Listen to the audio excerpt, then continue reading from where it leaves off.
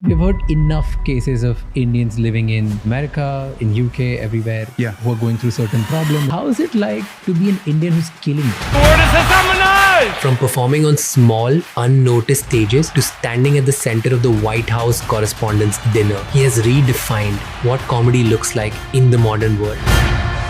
I'm a child of immigrants. So my parents came, my dad came in '82, seeing how hard they worked. And then to you have this standard where you want to live up to their expectations or at least their work ethic. Does it kill your creativity at some point? I sometimes ignore the cynical headlines that tell you that art and culture is in a really bad place. I can also equally argue that I think right now there are more comedians than ever that are doing. Zakir Khan just came to this city and sold out an arena, primarily in Hindi. That's an incredibly inspiring thing. I was reading again that small rejections affect you very deeply, but you still literally chose a career which rejects you every minute. Basically what you're saying is you chose a profession of uncertainty. Why would you do that when there was a path of certainty? And what I'm saying is I grew up in Northern California, Silicon Valley, which is basically ran by Indians. Those very same companies are laying off, friends that I went to college with that are smarter than me. And so the thing that I'm trying to tell you is the only thing that is certain is uncertainty. Every path filled with these things that you cannot quantify or account for. Uncertainty is a part of the game. How you deal with it defines who you are. Your parents were worried because you were choosing a kind of career where they didn't have any idea about. But now that you've chosen it, would you want your kids to choose this path? Absolutely not. No? I'm not trying to shape them into being me. I'm trying to see who they are and say, I think this is where your skill set is. This is where your gift is. Let's maximize that. Well, I have a question for you. Okay. What do you think? What is the vision and the perspective of India on the world stage? I think the biggest difference that we see that we genuinely have a belief that our time has come now. Beautiful. And specifically when we have seen people like you or Satya Nadella or like Bumdani feeling it in different domains. Yeah. So we feel there's like opportunities and definitely the whole country's ambition has gone up. That's beautiful. Before we start today's podcast, if you have found anything valuable from this channel, please subscribe. It's free, it takes less than a minute, but it means a lot to us. And to listen to the audio experience of this episode, please follow us on Spotify. This episode is brought to you by our travel partner GoIbibo. Check out the link in the description to download the app and avail exclusive first-time user discounts.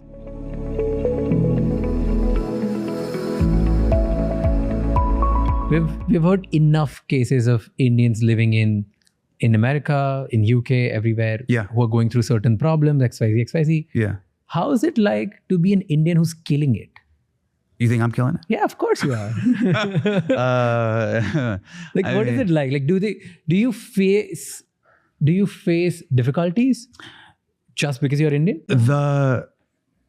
So there's a couple things, man. Like, first of all, it's very sweet of you to say that I'm killing it. That's very sweet. I'm humbled, Of course you are. No, you've had huge superstars on your show, so that means a lot, man. The fact that I can take care of my mom and dad, I can take care of like my wife or cousins or other people. I can help people. That's really cool.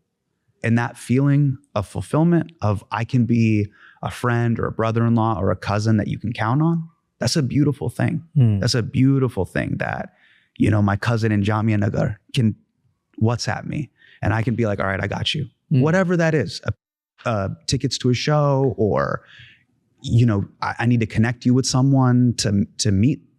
I can be a facilitator for something positive. That's awesome. Like, that's really cool. The only thing that I am seeking now is, now that I have kids, is am I meeting my capacity Of? Matlab, my capacity to, are you giving it your all? For real. And only to family or to only career? I know. Both. Like, if there is some drama or hangama with whoever, chacha, khala, masi, whatever it is, am I giving it my all? Am I being diplomatic, kind, am I living up to a standard that I'd be proud of? Am I giving it my all? And then with the career stuff, and you know this, like, you know when you're lying to yourself, you know when you're slacking off in school, you know. So am I giving it my all? Am I meeting my capacity? And that's the little stuff to the big stuff. Am I, again, like we talked about at the beginning, am I rigorous with my process? Am I showing up on time? Am I being thorough with my notes? Am I, hey, showing my set? Am I sending it to other comedians that I really respect and admire, the GOATs? Hey, take a look at this before I put the special out. What do you think? Do you have any notes? Do you have any tweaks? Only you know if you're really killing it. Being rigorous. No, it's not about killing it. It's about being rigorous in your process. Does it kill your creativity at some point? So for me, I sometimes ignore the cynical headlines that tell you that art and culture is in a really bad place. I can also equally argue that I think right now, in terms of American cinema, young filmmakers, young artists, there are more comedians than ever that are doing theaters, arenas. I mean, just compared to 2004, there was probably less than 10 comedians that are doing arenas. Zakir Khan just came to this city and sold out an arena, primarily in Hindi. I'm talking about at the time in 2005, there were less than 10 comedians doing arenas in English. It was probably less than 5. Now I could tell you there's probably 20 to 30 that can do arenas. In terms of the number of filmmakers, when I think of the young American filmmakers that are my age, Bo Burnham, the Daniels, Zach Kreger, Jordan Peele, those are just people that come from a comedy background. And you think of the movies that they've made. Get Out, Everything Everywhere All at Once, 8th Grade, like the breadth of the type of art. So while you're showing me an article saying that the movie industry is dying and filmmaking is dying, I'm giving you examples of people that are like changing the genre. Zach Kreger with Weapons and Babylon. This dude, Zach was an improv performer here in New York City. And for him to do genre bending horror, and he's my age, he's in his early 40s. So to me, it's like, hey, you can look at this either way. For every article that you show me that the sky is falling, I am equally seeing my contemporaries and colleagues that are doing fucking incredible work that is holding me to a standard where it's like, hey, I gotta up my game and stay with them. I mean, going to Zakir Khan's show, I want to just give Zakir some flowers here. Have you had him on the show? Yeah. I mean, I'm watching a guy go do simultaneously, he's doing stand-up comedy, he's doing incredible storytelling, and then he's doing real poetry. So I tried to explain this to my American colleagues. I was like, Zakir Khan is essentially doing Mike Birbiglia level storytelling meets Javed Akhtar poetry while simultaneously doing, Chris Rock level social commentary about men and women, family, all that stuff, and then merging it all into one unique thing. That's an incredibly inspiring thing. Yeah. And I brought a couple friends to the show, and he was putting them onto game. They weren't aware of the layers and levels and the verbal dexterity that Zakir has. They don't know what shairi is. They don't know what poetry is. They don't know what like wah wah wah wah, bariya. Like wow, like they're like, what does that mean? It's like he's dropping bars. He's basically dropping bars.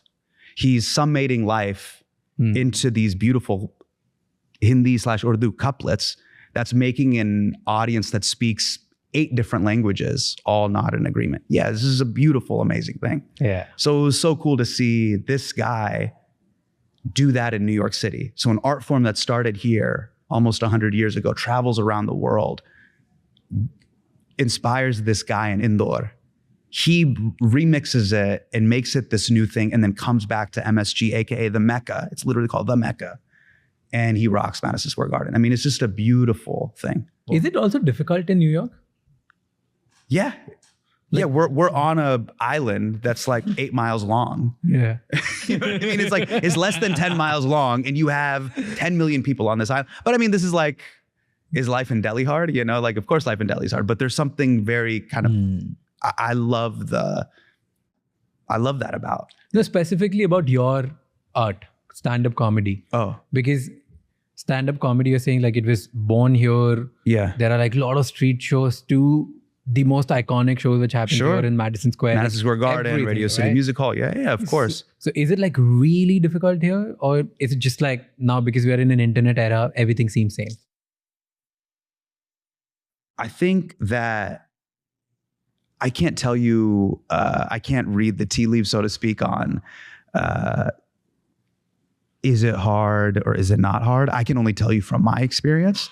And my experience is that this is the place where I got good at stand-up comedy. I got to run with and share the same bill with the people that I admire and love the most in the art form. Dave Chappelle, Chris Rock, Mike Birbiglia. Like the list just keeps, going. Everybody that I admired and had there, this is going to, date me a little bit, CDs.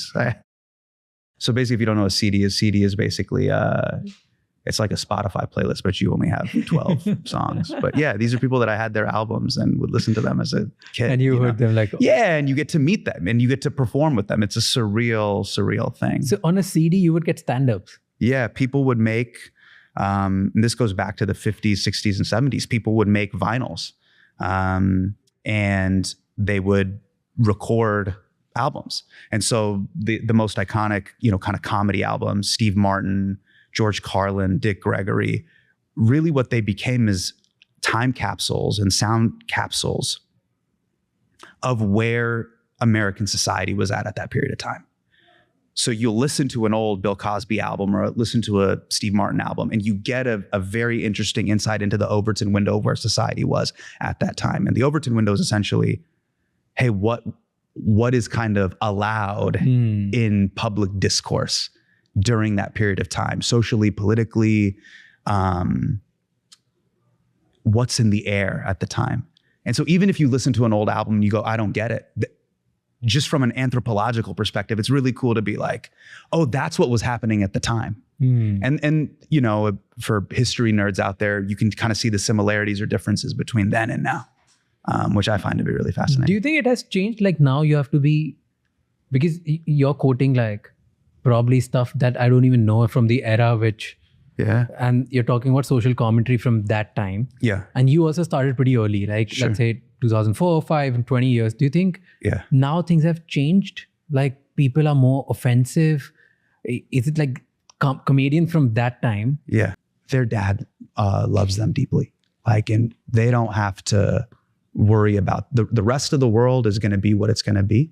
But at home, they have somebody who really, really loves and cares for them. They never have to wonder did I make you proud? It's an insane thing that there's this is very sad. There's a generation of men in their 30s, 40s, and 50s that are is Abu happy with me? You know what I mean? It's a crazy thing. Yeah. So they never have to worry about that. They know that they're loved just for being who they are, and that they're a miracle in and of itself. And beautiful, Yeah.